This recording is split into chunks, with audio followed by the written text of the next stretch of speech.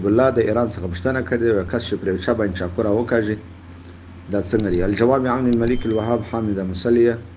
نجیب الله صاحب سره پوښتنې په جواب کې وایي چې پیغمبر علیه الصلاة والسلام حدیث کې راځي وایي څوک چې زما پر امت باندې اسلحه، توفک، چاقو هغه د مرګ سبب راوکاږي، د مرګ شی چې د مرګ سبب ګرځي هغه شی پر راوکاږي، پیغمبر علیه السلام حدیث صراحتا دا دی چې دا زما د امت څخه نه دی، دا کس ما د امت څخه نه دی.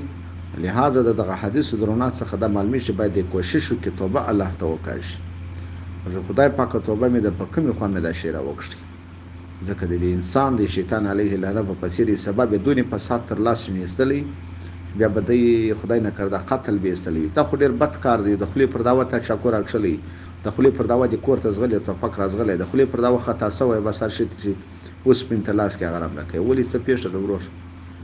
دغه کله کله شیطان علیه لعنه داسې یو طریقه جوړه کړي. نو هغه کس زما میسج چې هر ملګري وری باید تر نور ګروپانې ورسوي. پیغمبر علیه السلام وایي که چا د قتل الله زما پر امت باندې راوکښل، نو ولو که څه دغه کس ته د ورور وي د پر راوکښل، دغه کس پیغمبر علیه السلام وایي زما د امت څخه نه دی. لہذا دغه کس چې راولی چې توبه د خدای پروردګار عالم ته وکړي چې توبه مې د اله العالمین او د دې کس څخه د کلکه معافي وغواړي. لہذا دا ناروا عمل دی، بد عمل دی. زموږ د جنجال سوی نه در توپک ازغلي، جنجال سوی نه چاقو بیا د په لاس کې دی چې ورته ګورې بیا جنجال سه د وخت له چاقو جوړ ته څه پکې وای شه دی چا سره جنجال نشي. په دغه ته خبرې یو څوک یې مازیم په بیراو پراو مکشي ته په دغه خبرې چې په دغه وخت سره چاقو راوکشي. پیغمبر علی السلام قول درته یاد دی کنه دی عالم ستا پښتنه کړی دی چې بیا زما ایمان څنګه دی.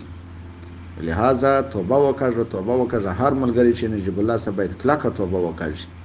یو چا باندې بدمعشي کوي، شوخي کوي، پر یو چا باندې چاقو راکښل، د قتل آله راکښل، دا ناروا ده، ناروا ده، سل په سله کې ناروا ده.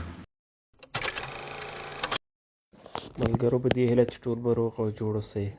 تاسو هم کولی شئ چې خپلې دیني پوښتنې د ویډیو په کمنټ کې راولېږئ تر څو مفتي صاحب درته ځواب کړي.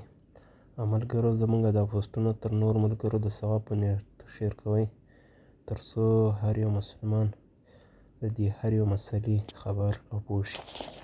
السلام علیکم.